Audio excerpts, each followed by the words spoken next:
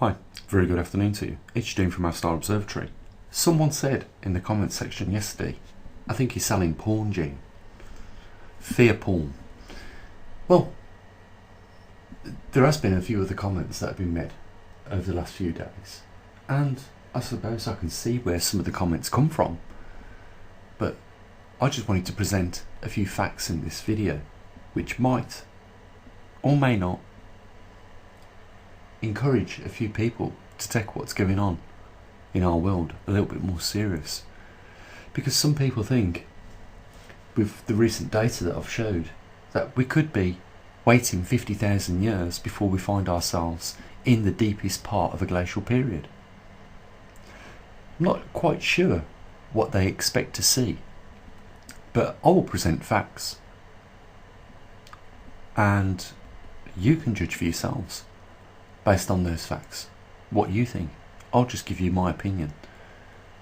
We're looking at the sea ice extent over the Arctic and Antarctic, and you can see it's expanding to the tune of 2 million square kilometres. I'm going to show you just how big that is, but before I do, I just want you to bear in mind that in 2021, we haven't finished it yet. Remember, the winter solstice doesn't end or start until December the 22nd, lasts for a couple of days or thereabouts, but that is where the sun comes up over the northern hemisphere at this time of the year at its lowest.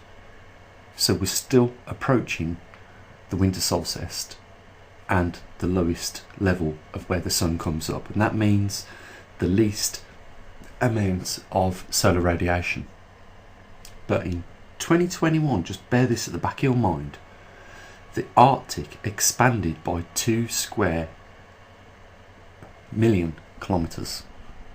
I want to show you what that is, and I just want to show you what would happen over the next 40 years, no, the next 20 years. I'll show you 40 years as well, and I'll just show you at that rate what this Earth will look like, and you can make up your own mind at which point you feel the Earth has arrived in its new glacial period.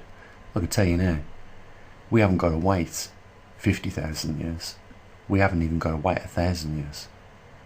We don't even have the expense of 100 years.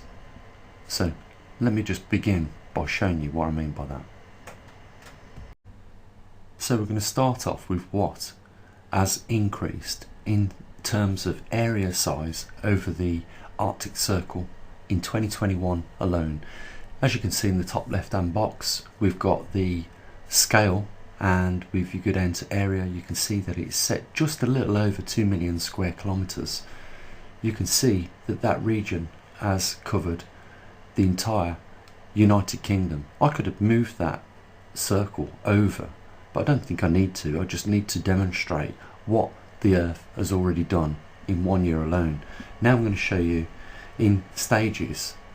So if it continues to spread at the rate it does, this is how big it's going to get. So we'll start again at 2 million. So we're just over 2 million. That's 1 year. Now we're going to go to 4 million, which is doubling that, which represents 2 years. And there is the volume, the area in size. And then 6. So that now represents 3 years if it goes on its current rate that it's already expanding. Now I could move that circle, it would easily cover Europe. I'm going to expand it to 8. Right, that represents 4 years. And then 10, 5,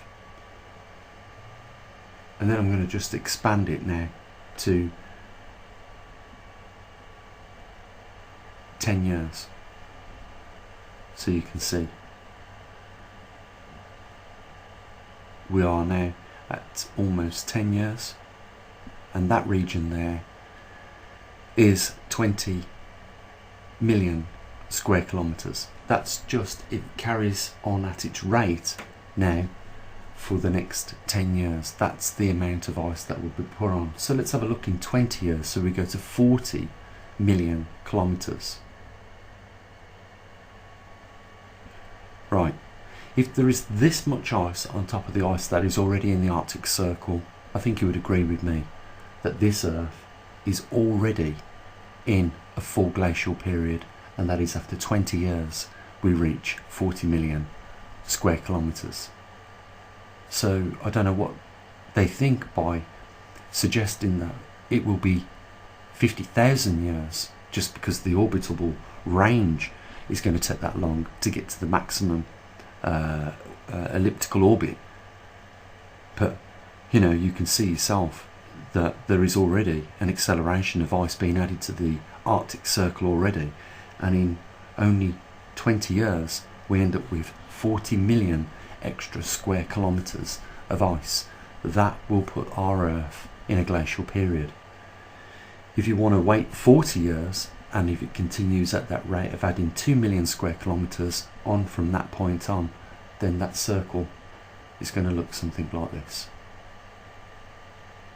We are going to reach around 80 million square kilometres, and you can see it almost engulfs the entire circumference of the Earth, or the area which we're looking at right now. If we was to move that over to the northern hemisphere, that would be a real serious glacial period, and that is just putting 2 kilometres of ice on, 2 million square kilometres of ice on every year now for the next 40 years. As you saw earlier, it doesn't take 40 years, 20 years is enough. At 40 million kilometres of extra ice and snow over the northern hemisphere is enough to make our Earth look like it is already in full swing of a glacial period. Just want to ask you, at the back of your mind, before I end the video, how do you think the infrastructure would last that we have at this present time and day? Do you think we have the transformers to replace? Do you think we have the cable already set up for managing, you know, power cables that are broken?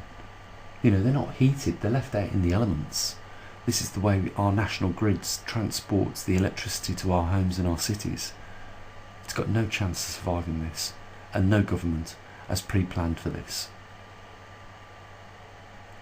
And that could just lead down to a couple of questions. Do they already know? Have they got other plans to raise 100 trillion pounds? Is that what they're raising it for? Alternative?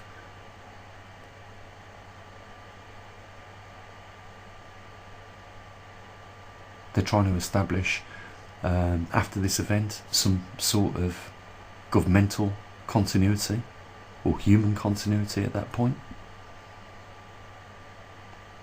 As you can see, you know, I've made nothing up here. I've just used the fact that we have put on 2 extra million square kilometres of ice, and suggested that even at that rate, if it carried on for the next 20 years, this Earth would look like it's in a glacial period.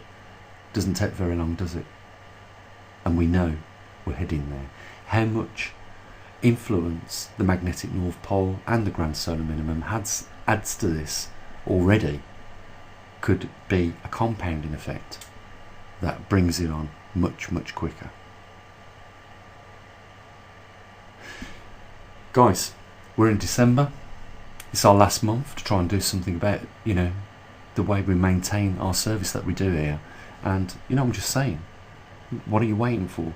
Don't wait till something's gone before you decide to act. You know, it's always better to be preemptive than wait until it's already happened. You know, we've raised about £1,500 off that deficit that we had, that we ran up at the observatory over the last 19 months. We've got less than a month to do something about that. It is more than doable. There is more of us here than even is required. It just needs a little bit more of a push, and we can easily get this sorted.